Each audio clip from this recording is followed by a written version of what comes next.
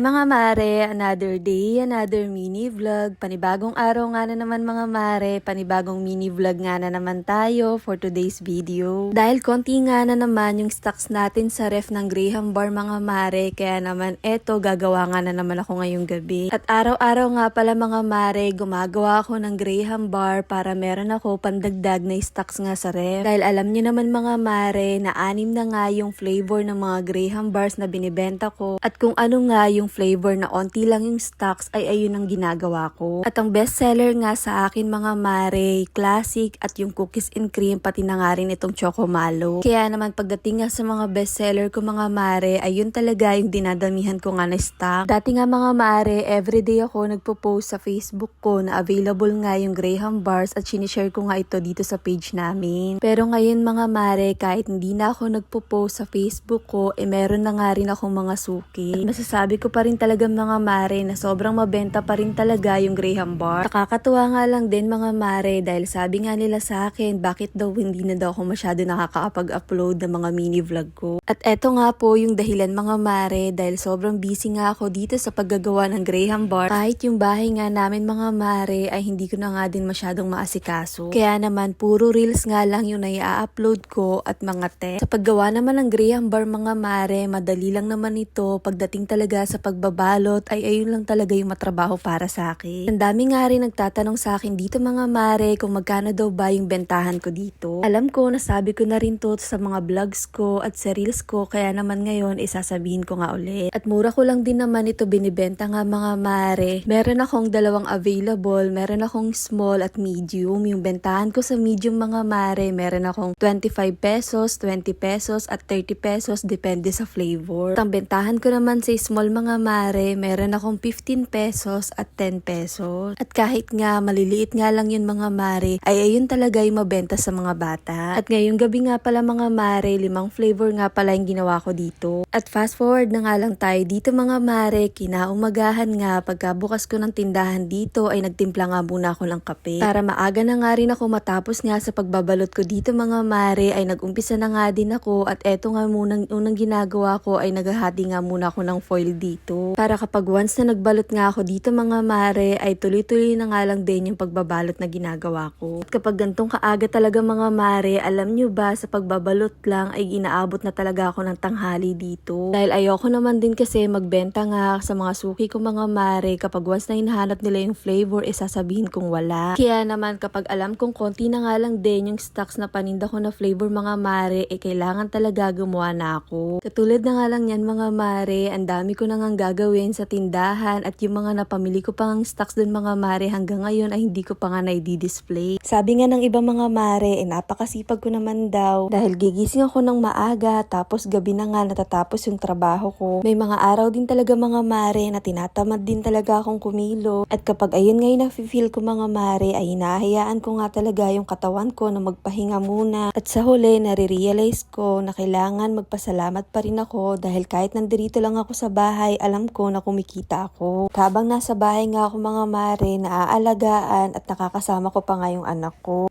O siya, hanggang dito na lang muna mga mare. Ito!